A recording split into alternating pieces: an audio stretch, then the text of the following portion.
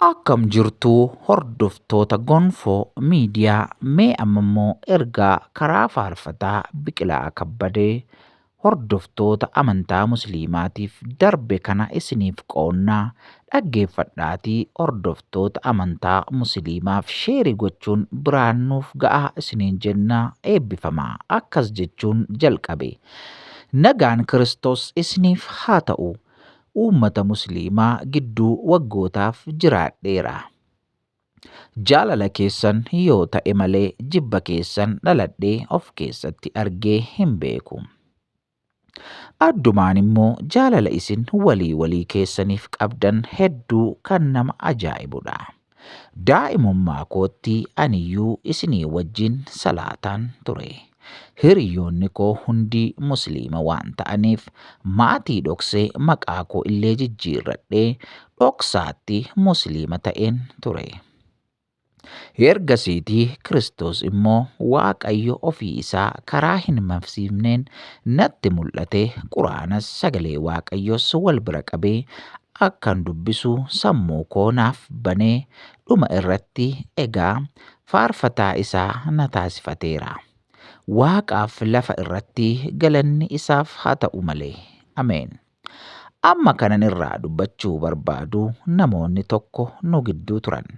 Namoota buddeena kana garaa guuttachuudhaaf karaa hoolotaa kan summii sooran dubbii Waaqayyoo iji tokko kan isaan keessa hin jirre garuu raajota kan ofiin jedhan gaafa sabni itti dammaqu immoo amanticha keessaa bahanii isin bira immoo dhufanii waliin dhahuu kan jalqaban.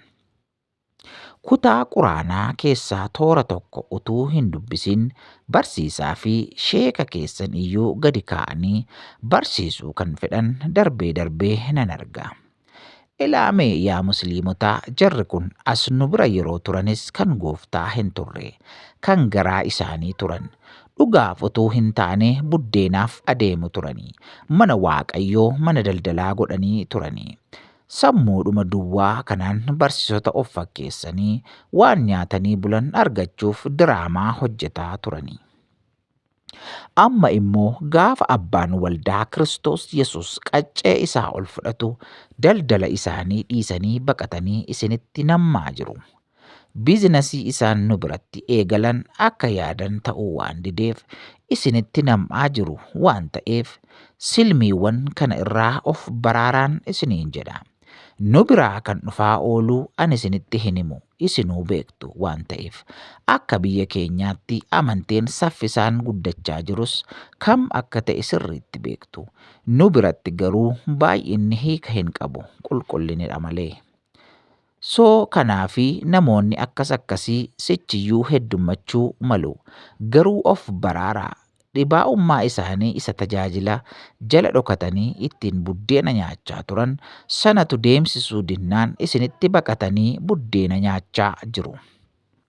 Maal akkamiin namni har'a Musliima ta'ee har'uma Quraana barsiisaa?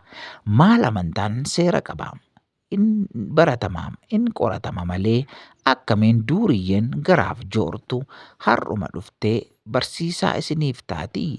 Dubbii kana sirriitti itti ilaalaa.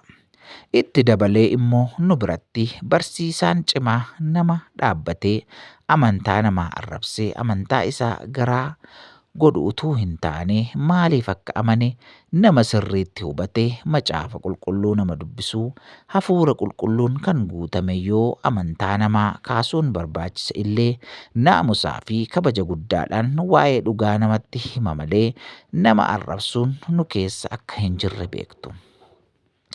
Jarri kun immoo Musliima ta'anii daqiiqaa 5 booda TikTokii irra yaabanii Kiristoosii fi Kiristaana arrabsuu jalqabu.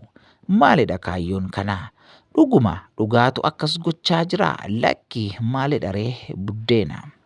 Hafuurri hamaan namicha maraatu sana keessaa bahee dhaqee booyyeetti akkuma nam'ee baay'oleen sun bowwaatti kukkufanii dhumanii. Har'a immoo ergamoonni garaa Pirootestaantii keessaa yaa'anii Musliimatti godaanu madda galii irratti hin baramin godhatanii jiru. Nu biraa waan baay'ee balleessanii dhufaa jiru waan ta'eef karaa keessan utuu cufattanii yookaan immoo karra keessan utuu cufattanii gaariidha. Soba isaaniitu irriba isaan raffisuu dinnaan isinitti baqachaa jiru. Irratti dammaqaa ta'uu baannaan ittiin miidhamtu. Obboloota kiristaanaa nuyi immoo Waaqayyoon haa kadhannu. Kiristoos qaccee isaa waan ol fudhate natti fakkaata. Daldaltoonni waldaa keessa dhaabbatanii ilma Waaqayyoo dhoksanii of mul'isan, badhaadhummaa Waaqa irraa dhiisanii qannoo lafa irraa warri barsiisan, dhugaa beekuu fi baruu erga hin barbaannee karra hoolotaatti summii facaasaa hin jiraatanii. Hedduun isaanii sichiyyuu gadi yaa'u. Waan dhaggeeffattaniif galatoomaa isiniin jennaa. Egaan hordoftoota gonfoo miidiyaa dhaamsa kana hordoftoota hunduma biraa akka ga'uuf dhaamsa kana waliif qoodaan dhaamsa keenya. Egaa viidiyoon keenya kan biraan illee akka isin bira ga'uuf subscribe, like, share gochuun hin dagatinaa. Dhimmoota barbaachisoo odeessaalee kiristaanummaa garaagaraa isin biraan geenya. Bal'inaan kana irratti akka hojjennuuf immoo nu cimsaa, nu jajjabeessaa isiniin jennaa. Isiniif qooduu hin dhiisnu, isinis dhaggeeffachuu waliif sheerii gochuu hin dhiisinaa isiniin jennaa. Shaaloom, nagaan Waaqayyoo isiniif haa baay'atu.